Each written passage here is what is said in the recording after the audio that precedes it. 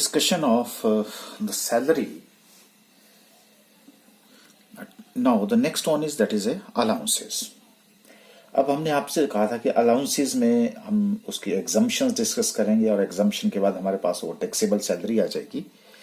उससे पहले अब थोड़ी सी बात हम आपसे डिस्कस करेंगे कि गवर्नमेंट सेक्टर में ग्रेडिंग सिस्टम काम करता है। अब ये ग्रेडिंग सिस्टम क्या होता है वो हम आपसे डिस्कस करेंगे, क्योंकि उसी से आपको ये पता चलेगा कि बेसिक सैलरी क्या चीज होती है। बेसिक सैलरी, देखिए ग्रेडिंग सिस्टम में क्या है कि जब भी कोई इंप्लॉय अपॉइंट किया जाता है तो उसको एक ग्रेड्स दिखाए जाते हैं। जैसे मैंने यहां दिखा रहा हूं 10,000, फिर बीच में 2,000 है, फिर 20,000, फिर बीच में 3,000 है, फिर 35,000। इसका मतलब क्या है? इसका मतलब यह है कि जब भी कोई इंप्लॉय अपॉइंट किया जाएगा तो सबसे पहले at the time of the appointment उसकी जो सैलरी दी जाएगी उसको बेसिक सैलरी जाएगी। तो ये बेसिक सैलरी होगी हमारी 10,000 रुपये। आपको कई न्यूमेरिकल में सॉल्व करना पड़ेगा कैलकुलेट करने के लिए। अब क्या होगा कि जैसे ही एक साल यानी कि 365 डेज जब कंप्लीट हो जाते हैं, ठीक है जी, जब 365 डेज कंप्लीट हो जाते हैं तो आपको एक इंक्रीमेंट मिलती है, यानी कि बेसिक सैलरी में आपका कुछ अमाउंट ऐड कर दिया जाएगा और वो उसको हम इंक्रीमेंट बोलते हैं। और वो इंक्रीमेंट का रेट ये दे रखा है जैसे 2,000 रुपीज। तो नेक्स्ट ईयर क्या होगा, आपकी सैलरी बढ़कर के कितनी हो गई 12,000। तो इसलिए कहते हैं एक साल के बाद आपको क्या लगी इंक्रीमेंट। और ये क्या हो गया रेट ऑफ इंक्रीमेंट। ये कब तक चलता रहेगा? जब तक चलता रहेगा जब तक आपकी बेसिक 20,000 नहीं हो जाती। और जब आपकी बेसिक सैलरी 20,000 हो जाएगी, क्योंकि हर साल आपको क्या होती रहेगी इंक्रीमेंट लगेगी।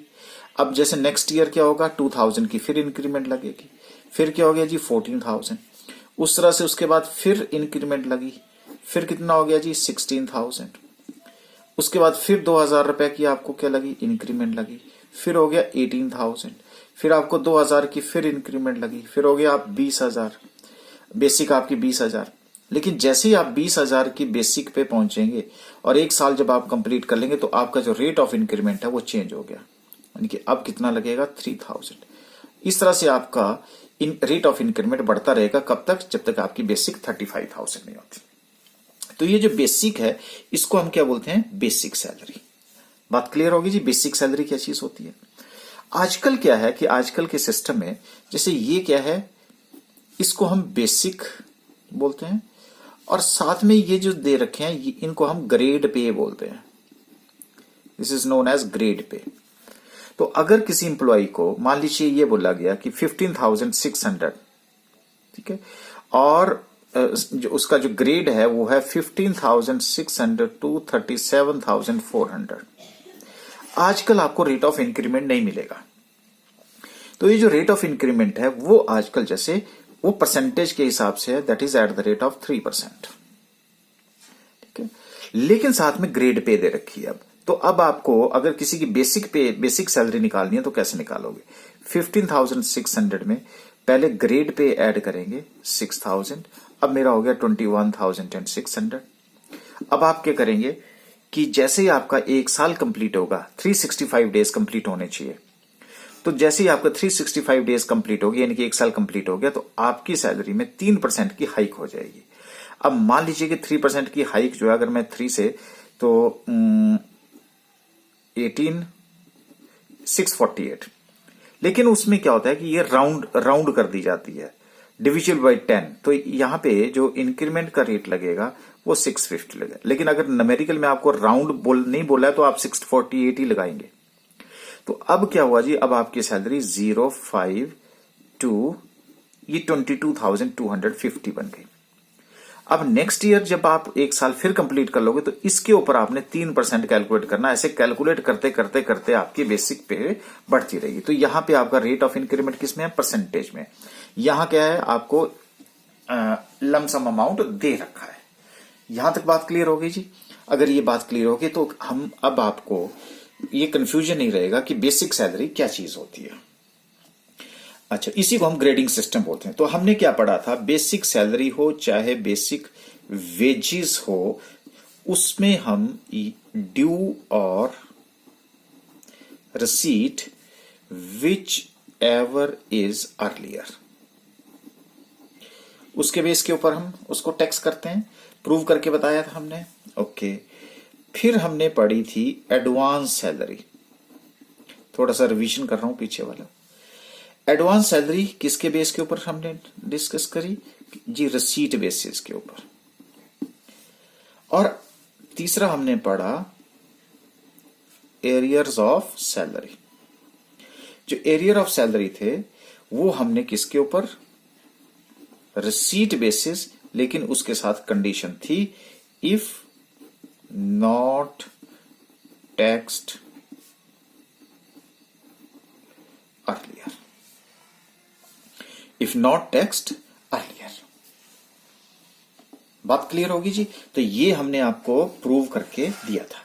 तो जब हम सैलरी का चैप्टर पढ़ रहे थे तो हमने क्या कहा था कि सैलरी का मतलब अब यहां पे क्या होगा? हमने कहा था जी सैलरी को हम पार्ट में डिवाइड करते हैं। उसमें हमारे पास बेसिक सैलरी, या जिसको हम वेजेस भी बोल सकते हैं, प्लस आपने कहा था अलाउंसेस, ठीक है जी।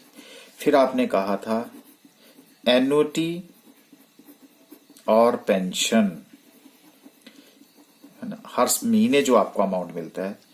फिर हमने आपसे डिस्कस किया था जैसे रिटायरमेंट बेनिफिट हैं, जैसे ग्रेच्युटी हो गई। उसी तरह से फिर हमने आपको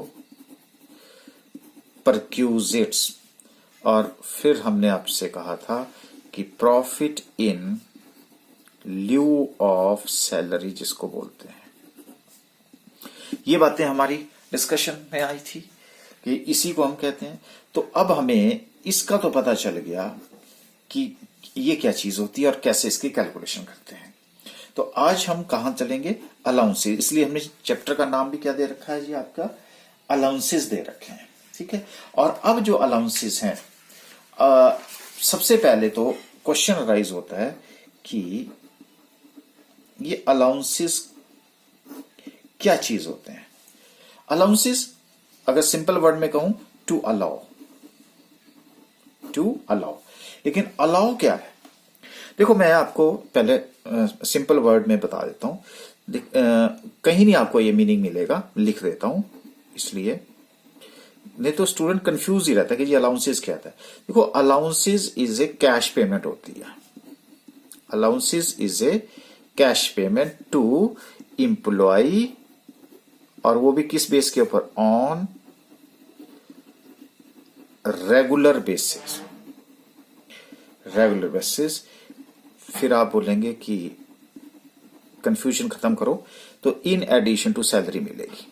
और वो सैलरी की बात मैं क्या कर रहा हूं? ये जो बेसिक सैलरी एंड वेज, इसके अलावा मिलेगी। अब क्यों मिलती है बिल्कुल आगे क्लियर करके दूंगा, पर लेकिन पहले सबसे पहले टू मीट, मैंने आपको बताया था ना कि कारण, किसी कारण की वजह से, पहले भी क्लियर है। टू मीट सर्टन कौन से expenses, certain expenses incurred by him. अब किसी कारण बोला था ना मैंने, तो इसलिए मैंने यहां भी यूज कर दिया इन कनेक्शन विद। किसके लिए? In connection with duties of his. नहीं तो आपको रट्टा लगाना पड़ेगा, मैं आपको बिल्कुल कंसेप्ट की बात करूंगा। ड्यूटीज ऑफ हिज ऑफिस, सारी बातें ये क्लियर करूंगा। और to compensate him for any expenses in relation to performance of his duty in particular circumstances। देखो सब कुछ यहीं से निकालूंगा। और एट particular place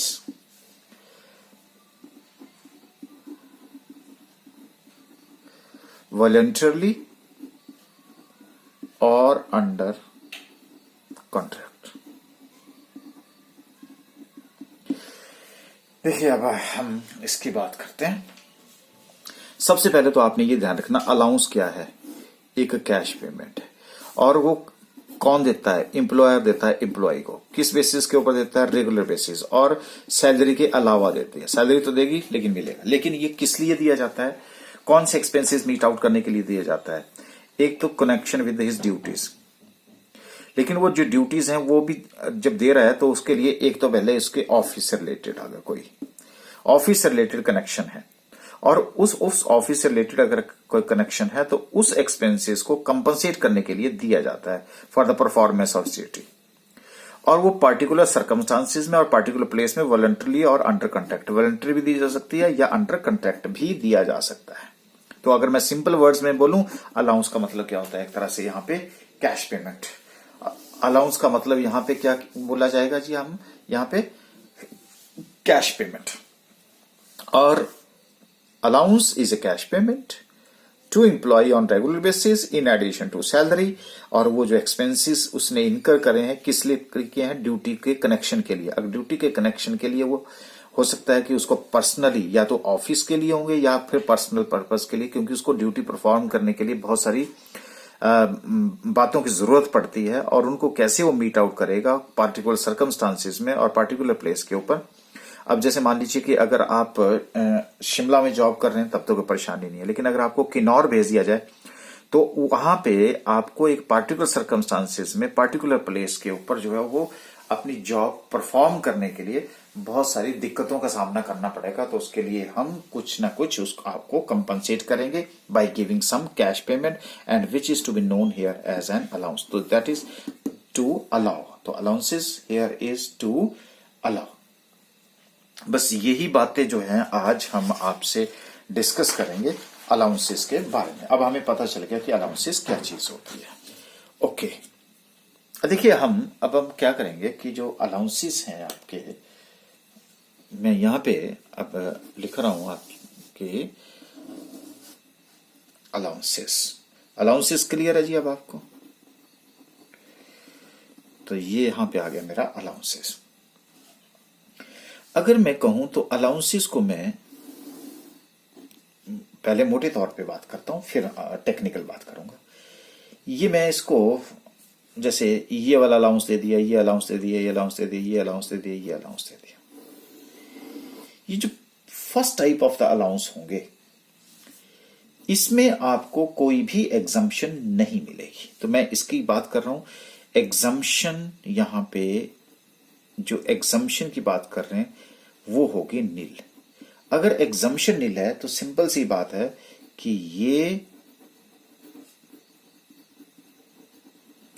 ये वाले अलाउंसेस क्या हैं? फुली टैक्सेबल अलाउंसेस हैं। यहां तक बात क्लियर होगी जी आपके? जब आपको मिला तो है, लेकिन वो जो अलाउंस है उसके ऊपर कोई भी एग्जम्पशन आपको नहीं मिलेगी तो इसको क्या बोलते हैं हम? Fully taxable allowances. ठीक है। अच्छा, उसके बाद अगर मैं इसको सेकंड कैटेगरी में लूं तो यहां पे कुछ आपके पास ऐसे एक्सपेंसेस होंगे, ये वाले जो एक्सपेंसेस है जो हम बात करेंगे आपसे, पहले ओवरऑल बता देता हूं। उसमें आपने कुछ एक्सपेंसेस किए होंगे, किस लिए? एक्चुअल एक्सपेंसेस इनकर्ड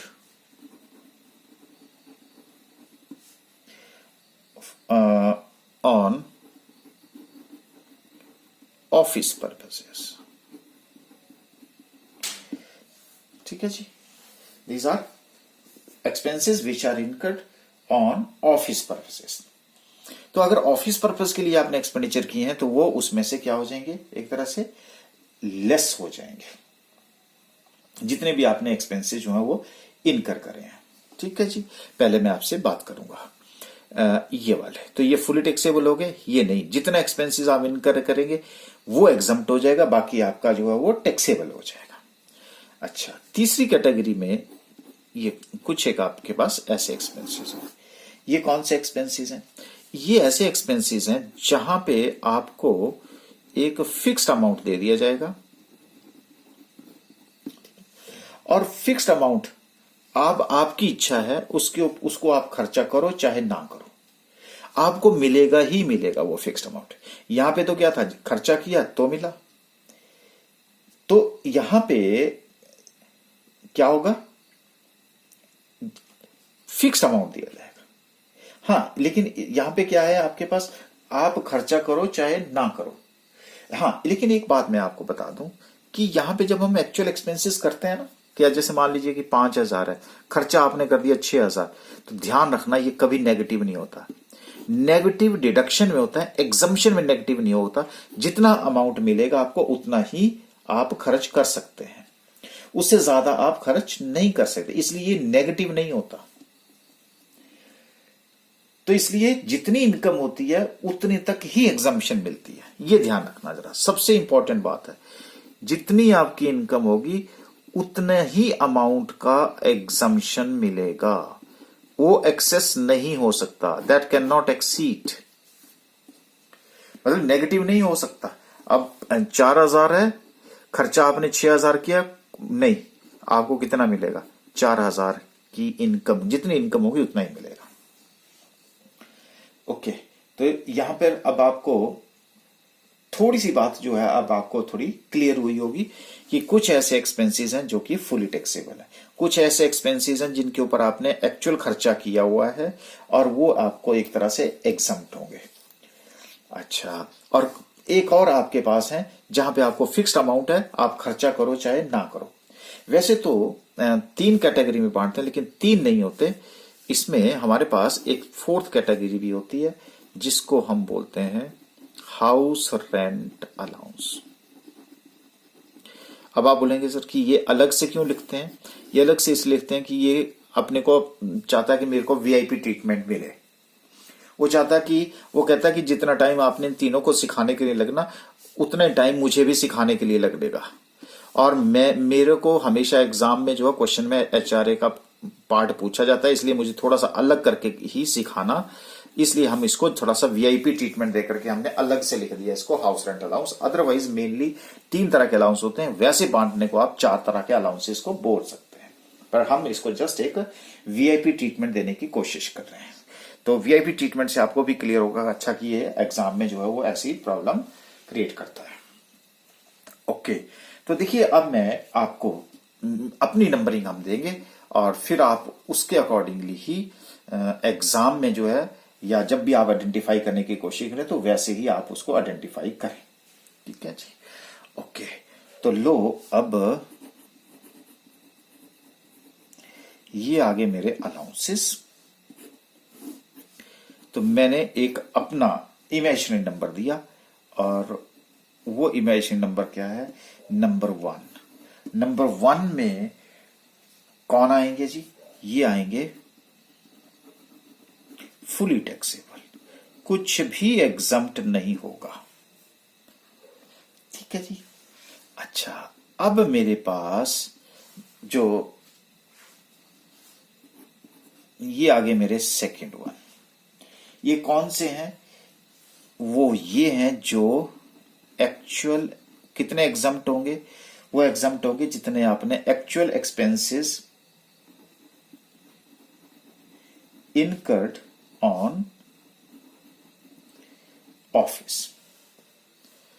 ठीक है, उतना। और यहां पे फिर मेरे पास आ जाएगा 3rd कैटेगरी, और 3rd कैटेगरी में मुझे मिलता है फिक्स्ड अमाउंट। यानी कि अब हम यहां पे जो एग्जम्पशन देंगे ना, मैं आपको बता देता हूं, यहां पे जो एग्जम्पशन होगी, जो फिक्स्ड अमाउंट है वो लॉ ने दे रखी है, वो रूल ने बना रखी है कि भाई इतने अमाउंट की एग्जम्पशन मिलेगी। यहां तो कितना होगा, जितना खर्च करोगे उतने एग्जम्पशन मिलेगी। यहां एक फिक्स्ड अमाउंट फिक्स कर दिया है कि कितने की आपको एग्जम्पशन है, इसलिए मैंने क्या लिखा, फिक्स्ड अमाउंट। और यही तो हमने सीखना है कि वो कौन सा अमाउंट है जो कि लॉ ने बता रखा है, वो आपको माइंड में रखना पड़ेगा। तो यहां पे ये जो दोनों हैं, ये दोनों ये एग्जम्प्ट होते हैं अंडर सेक्शन 10 सबसेक्शन 14 के अंदर, ध्यान रखना।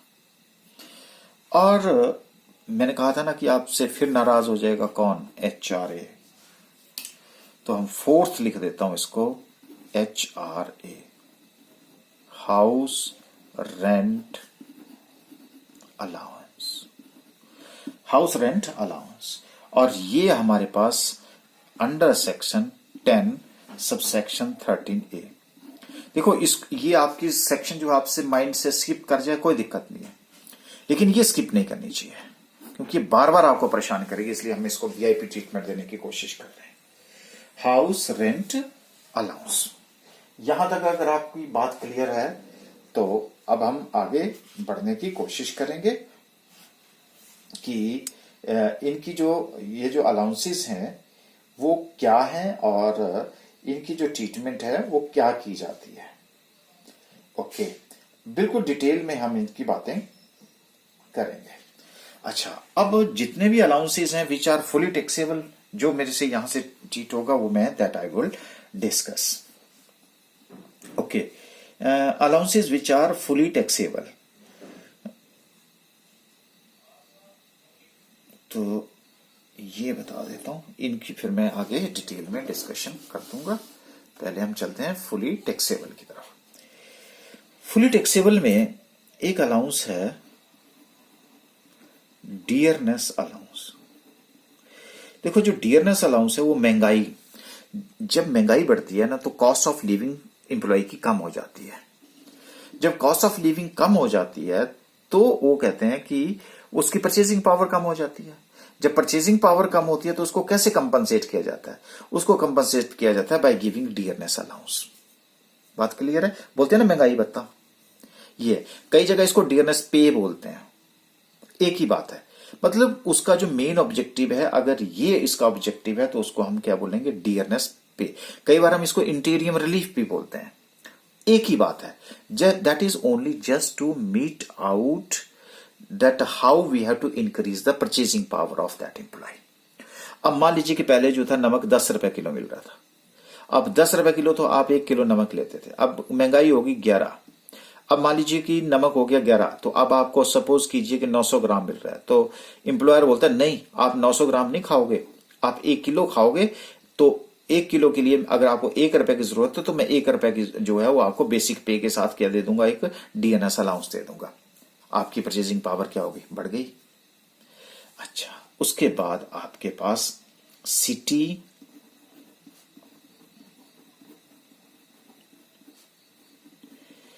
कॉम्पनसेटरी अलाउंस, ध्यान रखना जरा, डियरनेस अलाउंस है, डेली अलाउंस नहीं है। अब कई सिटीज ऐसे हैं जहां पे कॉस्टली इन द सेंस कि अब आप मेट्रोपॉलिटन सिटी में जाएंगे तो वहां पे महंगाई ज्यादा होगी, सिटी में जाएंगे तो फिर टाउन में आएंगे तो गांव में आएंगे तो उस तरह से क्या है कि जैसे जैसे आप मेट्रोपॉलिटन सिटी में जाएंगे वैसे वैसे आपको जो महंगाई है वो बढ़ती जाएगी। तो उसके लिए उसको कैसे कंपनसेट किया जाए, तो उसके लिए हम कई बार सिटी कंपनसेटरी अलाउंस दे देते हैं। अच्छा, अब उसके बाद है मेडिकल अलाउंस। जरा ध्यान रखना, बहुत सारी ऐसी बातें होंगी जो मिलती जुलती होंगी, वो आपको कंफ्यूज करने की कोशिश करेंगी और एग्जामिनर भी तभी कंफ्यूज करता है। वो कई बार ऐसे देता है लेकिन इधर से क्लॉज उठा करके यहां डाल देता है। ये फुली टैक्सेबल होता है irrespective of whether any amount has been spent on medical treatment और नॉट। आपने पैसा खर्च किया चाहे ना किया तो आपने मेडिकल अलाउंस क्या है, आप बीमार पड़ो चाहे ना पड़ो लेकिन आपको वो अलाउंस मिल रहा है, तो that is also fully taxable. उसी तरह से आपके पास कई बार आपको वो लंच की सुविधा देता है, लेकिन वो लंच की सुविधा नहीं दे पाता तो आपको दे देता है लंच अलाउंस कि भाई जहां आपकी इच्छा करती है वहां खा लीजिए, लेकिन मैं तो सिर्फ आपको क्या दे सकता हूं, मैं तो सिर्फ आपको एक पेमेंट कर सकता हूं। तो उसको क्या बोलते हैं, लंच अलाउंस, फुली टैक्सेबल है। या टिफिन अलाउंस भी बोलते हैं उसको, टिफिन अलाउंस। ओके, कई जगह पे आपसे एक्स्ट्रा काम किया जाता है, तो एक्स्ट्रा काम के लिए आपको जब असुविधा होती है, आप बोलते हैं अभी मैंने 8 घंटे काम किया और मैं 2 घंटे अब मैं कैसे काम कर लूं, तो फिर आपको उसको कंपनसेट करने के लिए क्या दे दिया जाता है, ओवर टाइम अलाउंस। कई बार आपको दे दिया जाएगा सर्वेंट अलाउंस। आप सर्वेंट रखो चाहे ना रखो, आप खुद काम करो, लेकिन आपको दे दिया गया है कि आप टाइमली जो है ऑफिस पहुंचे। उसी तरह से अगर आप को एक्स्ट्रा काम एज ए वार्डन दे दिया गया, तो क्योंकि आपको परेशानी होगी तो इसलिए आपको दे दिया जाएगा वार्डन अलाउंस। जब डॉक्टर्स की मैंने बात करी थी कि पूरा दिन वो हॉस्पिटल में रहता है और शाम को जो है ऑफिस आवर में आपके गेट के सामने जो है अपनी प्रैक्टिस शुरू कर दे, तो उसको रोकने के लिए हम उसको क्या देते हैं, नॉन प्रैक्टाइजिंग अलाउंस। ठीक है जी। तो अब वो क्या करेगा, जिस हॉस्पिटल में जॉब कर रहा है, अगर गवर्नमेंट के हॉस्पिटल में जॉब कर रहा है तो वो अपनी प्राइवेट प्रैक्टिस नहीं करेगा, उसके लिए क्या दे दिया जाता है, नॉन प्रैक्टिस अलाउंस। अगर आपके पास आप मैरिड हैं तो आपको दे दिया जाता है फैमिली अलाउंस। ये भी जो है आपका फुली टैक्सेबल है। इस तरह से कई बार आपको क्या होता है कि आपको कहीं ऐसी जगह भेज दिया जाता है कि जहां वो प्रोजेक्ट जो है वो लगा रहे हैं, तो प्रोजेक्ट के प्लेस पे भेज दिया जाता है, तो लेकिन आपको कोई दिक्कत ना हो तो उसके लिए आपको दे दिया जाता है प्रोजेक्ट अलाउंस। उस तरह से आपको दे दिया जाता है टेलीफोन अलाउंस, आपको दे दिया जाता है डिनर अलाउंस। बहुत सारे ऐसे होंगे जो एक तरह से, जैसे मैंने डीआर है तो यहाँ पे आप आईआर इंटीरियर रिलीफ की बात करी थी मैंने, कई बार इसको हम एडीए भी बोलते हैं, ठीक है, कई बार हम डीएनएस पे भी बोलते हैं। ये सारी बातें because these are the in the terms of the employment. If these are in the terms of the employment then जैसे अब आजकल हम मोबाइल अलाउंस दे देते हैं। हाँ, कई बार आपको डिप्यूट कर दिया जाता है एक प्लेस से दूसरे प्लेस के ऊपर, या एक डिपार्टमेंट से दूसरे डिपार्टमेंट के ऊपर, तो आपको दे दिया जाता है deputation allowance, that is known as deputation allowance. तो मुझे लगता है कि बहुत सारे अलाउंसेस आपको क्लियर हो गए होंगे कि ये जितने भी अलाउंसेस हैं इसमें नील एग्जम्पशन मिलती है, कोई भी एग्जम्पशन आपको नहीं मिलेगी। ये वाले जो है वो फुली टैक्सेबल होंगे। बात क्लियर है जी आप? ओके। अब हम बात करते हैं ये आगे वाली जो actual expenses section 10 sub section 14 की बात करेंगे अब हम यहाँ पे। लेकिन सेक्शन 10 सब सेक्शन 14 में हमने कहा था दो है, एक तो है कि आपका फिक्स्ड अमाउंट और एक है जितना आप खर्चा करोगे।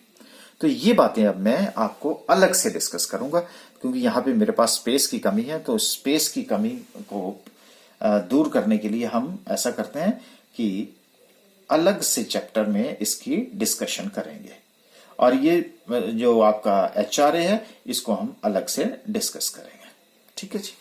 चलिए हम अब नेक्स्ट पेज के ऊपर जो है इसकी डिस्कशन अलग से करते हैं। तो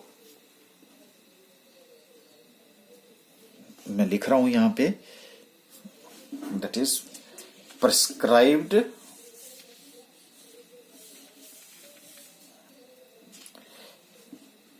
ओके, दैट इज कुछ बैकग्राउंड तो आपको क्लियर हो गई है। अब मैं डिटेल में इसकी डिस्कशन कर सकता हूं। Prescribed allowances which are exempt to a certain extent। इसका मतलब पार्शियली एग्जम्प्ट बोल सकते हैं आप, कुछ भी कह सकते हैं आप इसको। Section 10 sub section 14। अच्छा, ये जो सेक्शन 10 सब सेक्शन 14 है इसको मैं दो पार्ट में डिवाइड करूंगा आपके लिए, क्योंकि तभी नहीं तो ये माइंड के ऊपर आपके ना बर्डन बना रहता है।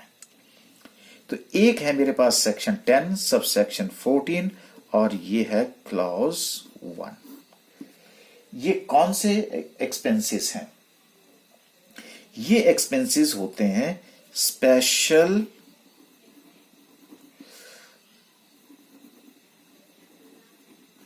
Allowances for performance of official duties. ठीक है जी। These are allowances are not in the nature of perquisite, facility के हिसाब से नहीं होते, जो कि हम सेक्शन 17 सब सेक्शन 2 में डिस्कस करेंगे। बस यही तो ये कंफ्यूजन है आपका।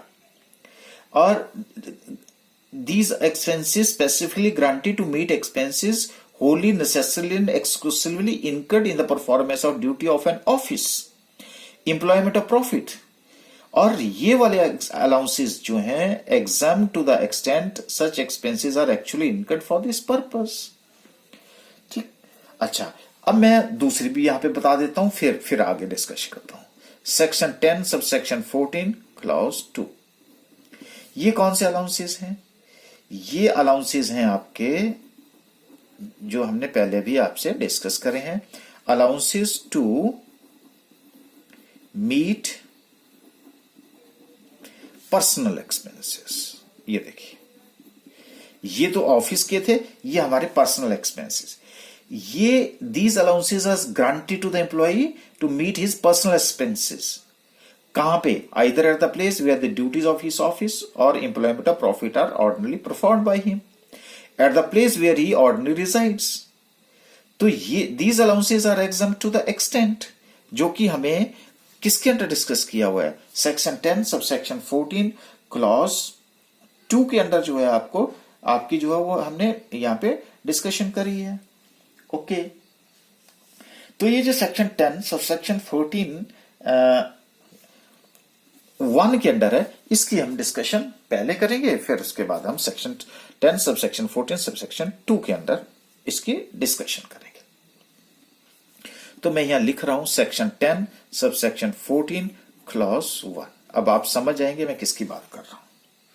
तो ये कौन से एक्सपेंसेस हैं जिसको हम कितना अमाउंट एग्जाम्प्ट होगा, क्या होगा, ये बातें हम आपसे डिस्कस करें। ये होगा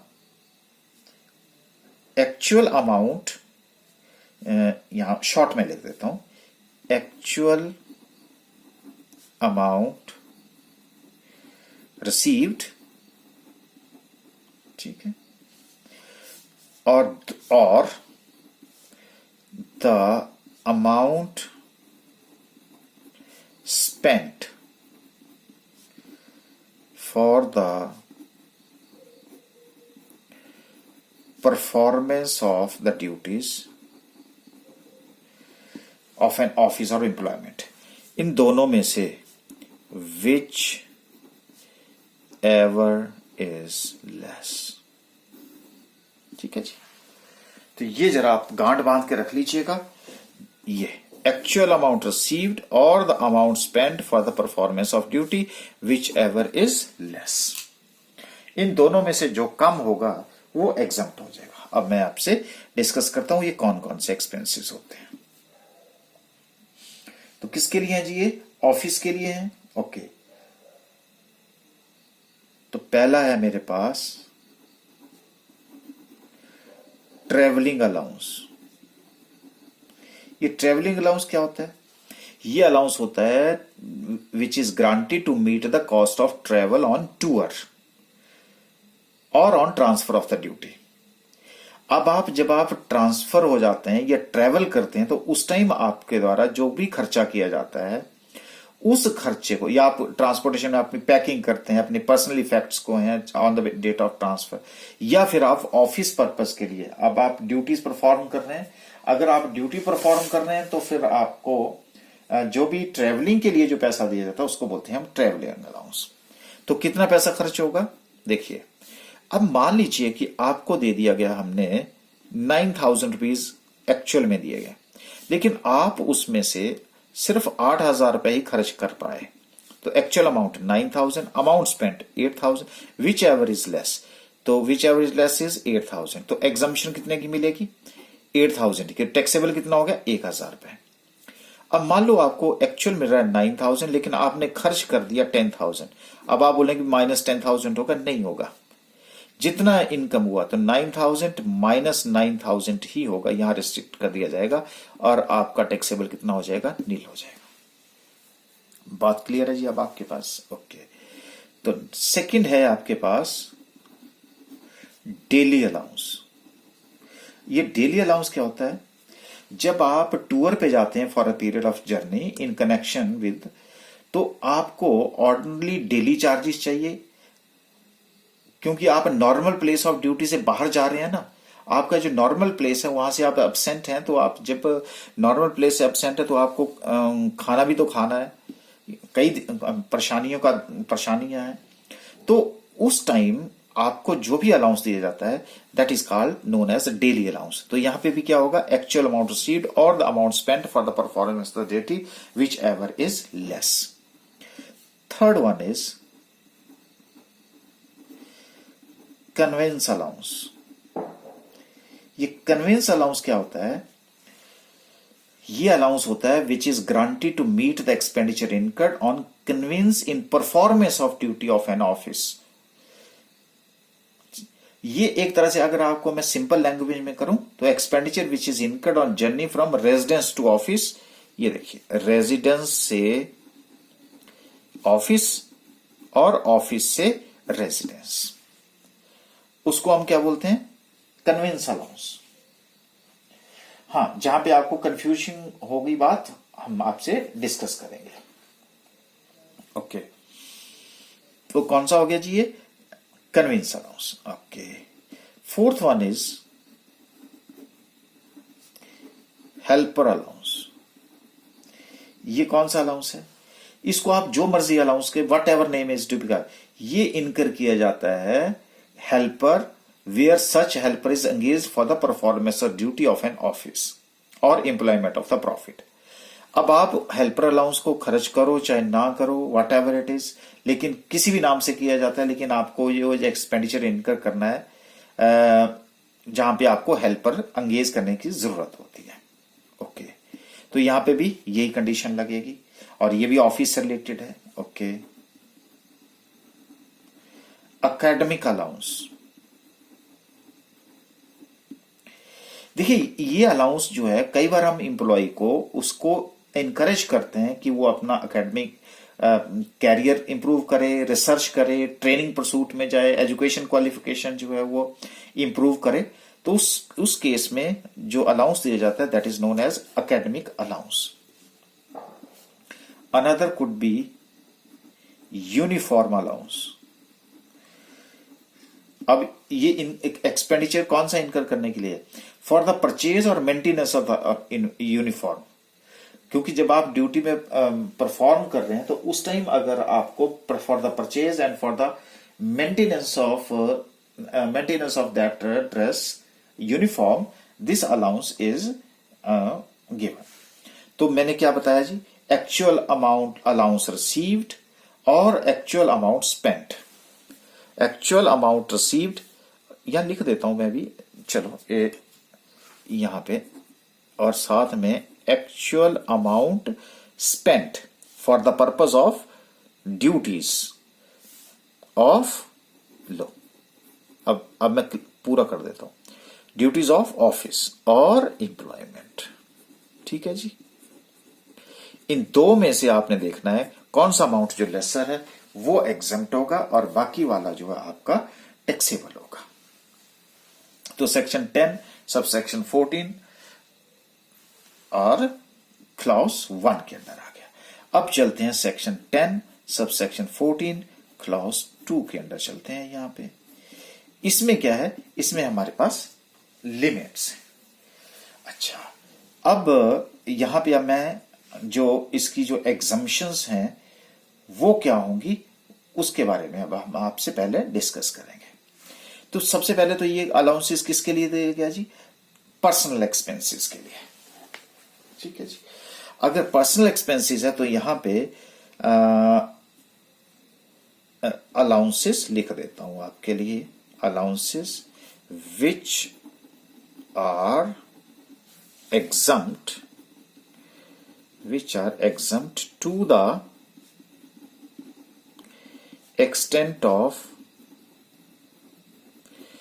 amount received और जो बोल रहा था मैं फिक्स्ड अमाउंट है, लिमिट स्पेसिफाइड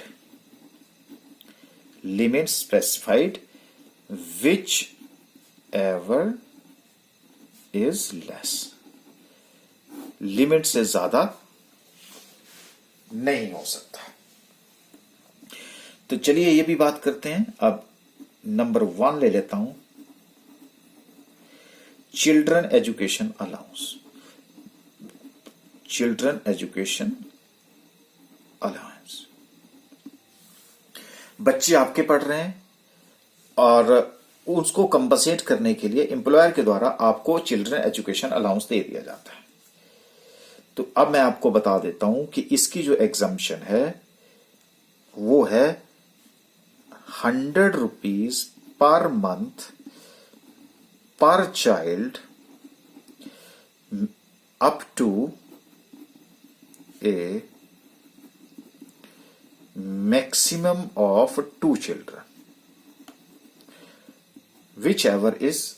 अब इसमें क्या कहेंगे हम कि लिख दूंगा ऐसे, एक्चुअल अमाउंट, लो लिख देता हूं, एक्चुअल अमाउंट और 100 rupees per month per child up to a maximum of 2 children which ever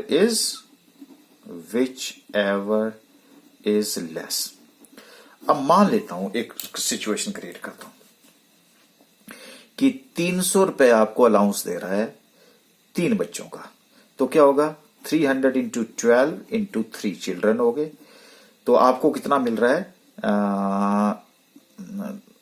ये हो गया मेरा 10,800। ठीक है जी। तो अब मैं यहां पे क्या करूंगा, less exemption.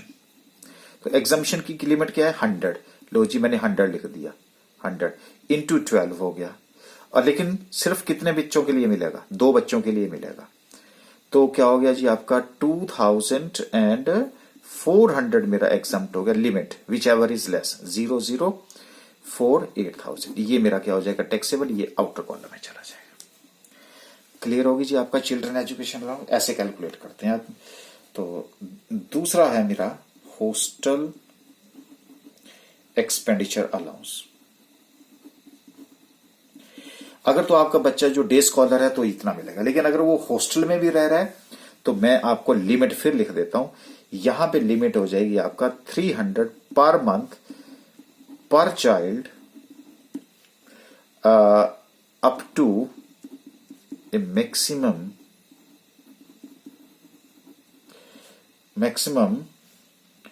Of 2 children, 2 children. अब आपका बच्चा जो है, अगर मान लीजिए कि किसी एम्प्लॉय का जो बच्चा है वो हॉस्टल में पढ़ रहा है, तो 100 रुपए उसको ये मिल जाएंगे और 300 रुपए ये मिल जाएंगे। अब जितना खर्चा कर रहा है उसके अकॉर्डिंगली अब आपकी एग्जम्पशन मिल जाएगी। तो फॉर्मूला यही रहेगा जो मैंने आपको ऊपर बताया। Third one is tribal area, schedule area allowance जिसको बोल सकते हैं।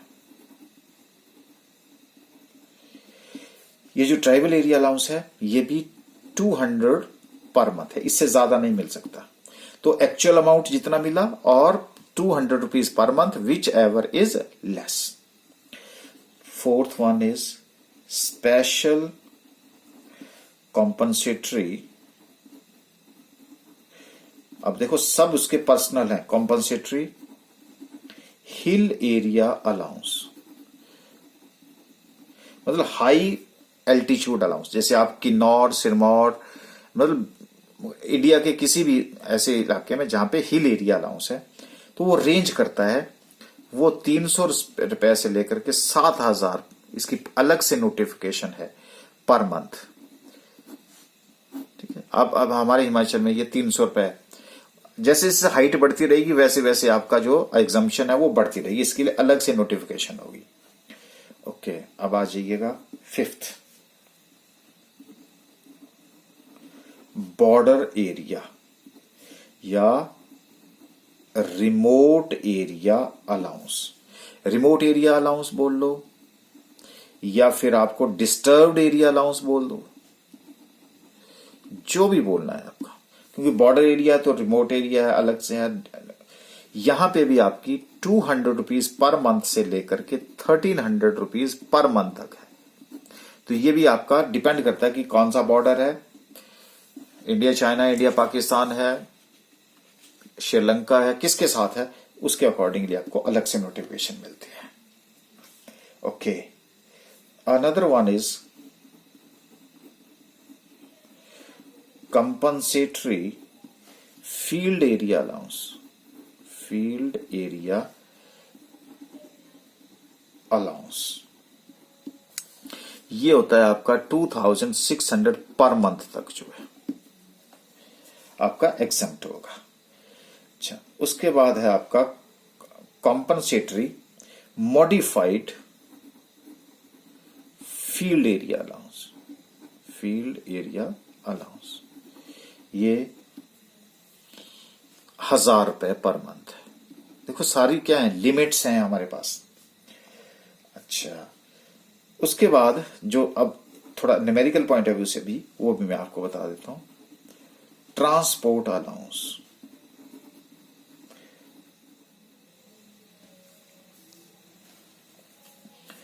ये जो ट्रांसपोर्ट अलाउंस है, ये this is granted to an employ to meet his expenditure for the purpose of commuting between the place of his residence and the place of his duty.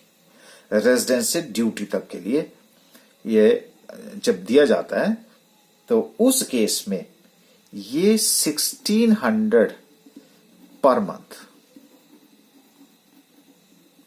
लेकिन अगर आपका एम्प्लॉय जो है वो ब्लाइंड है, deaf है, डम है, तो उस केस में ये हो जाएगा 3200 पर मंथ।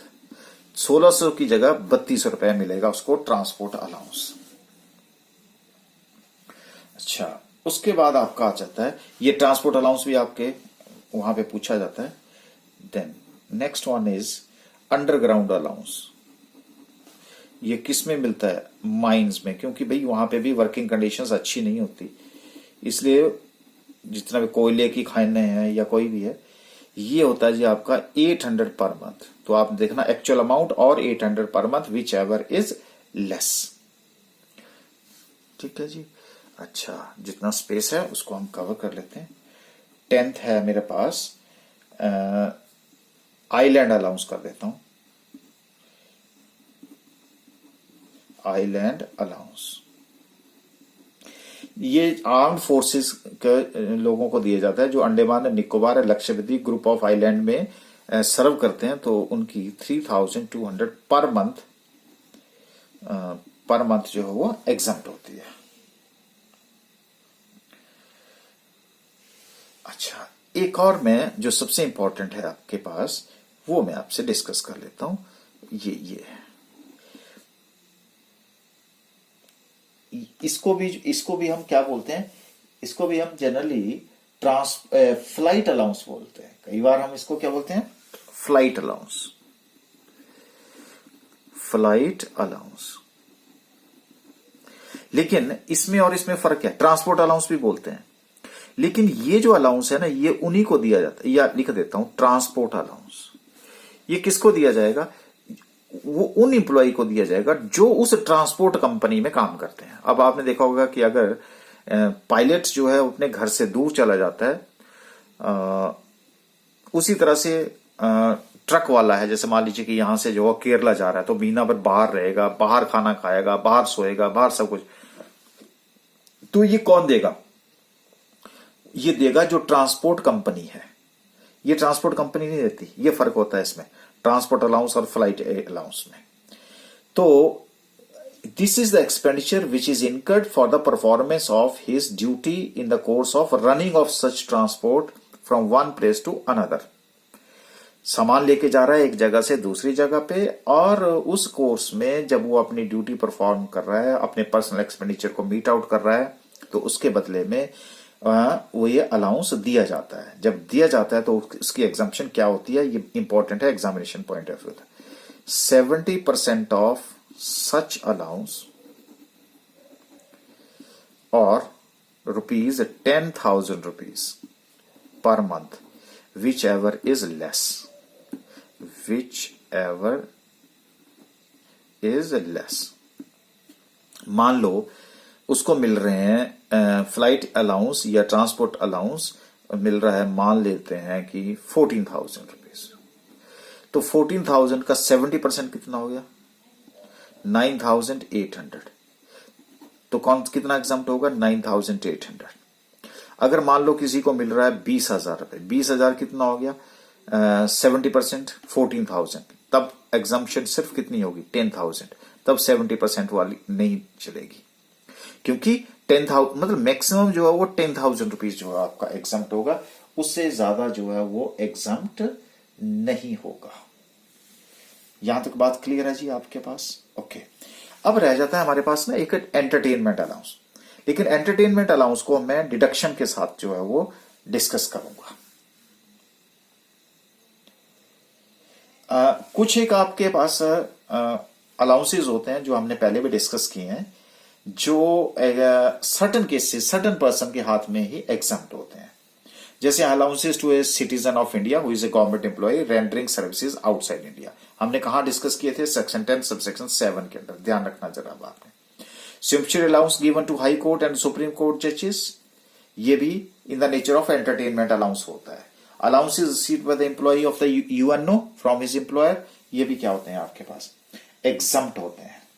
तो अब अभी तक हमने जो डिस्कशन करी है वो एक तरह से, एक तो फुली टैक्सेबल और दूसरे हमने पार्शियली टैक्सेबल अलाउंसेस या फिर आपके पास फुली एग्जम्प्टेड अलाउंसेस हमने डिस्कस करे हैं। अब हमारे पास 3 तरह के जो मैंने आपसे बात करी थी, मैं दोबारा से आपके पास यहां आ जाता हूं। ये देखिए, फुली टैक्सेबल ये आगे, actual expenses incurred in office section under section 10 sub section 14, और तीसरा ये क्या था? Fixed amount. तो इसको मैंने फिक्स्ड अमाउंट में क्या किया जी? अब आपके यहां मैं कह सकता हूं सेक्शन 10 सब सेक्शन 14 क्लॉज 1 में लिया, और एक लिया मैंने सेक्शन 10 सब सेक्शन 14 क्लॉज 2 के अंदर जो है हमने आपसे डिस्कस किए। तो सेक्शन 10 सब सेक्शन 14 1 के अंदर कौन से अलाउंसेस थे? वो थे ऑफिस ड्यूटी से। ये देखिए, ये ऑफिस ड्यूटी से थे।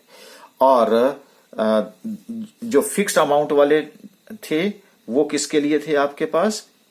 वो थे आपके पर्सनल एक्सपेंसेस, जो आप ड्यूटी को परफॉर्म करने के लिए जो है वो पर्सनल एक्सपेंसेस कर रहे थे।